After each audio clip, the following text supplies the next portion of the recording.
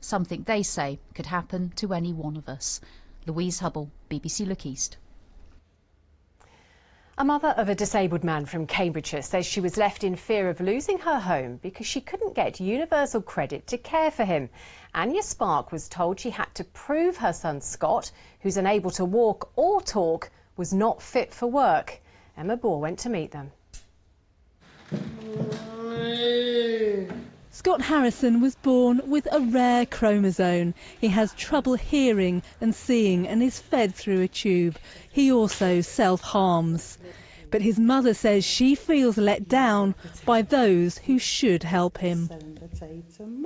It's the box standard reply that I find insulting and upsetting and inconsiderate, saying that Scott has limited capability of work. He has no capability at all.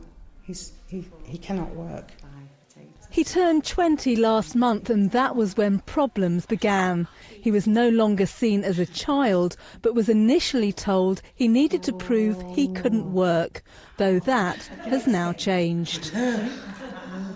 The Department for Work and Pensions says that universal credit is an in and out of work benefit, and Scott Harrison doesn't have to work, but that his support payments have been made without any delay.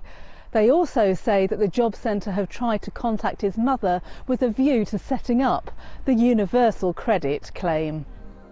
He's educated with the Sense charity, and they say that the family are not alone. Many families are affected, both in Cambridgeshire and across the country. I mean, the benefit system should be an ally for disabled people, but many families feel very fearful of the system.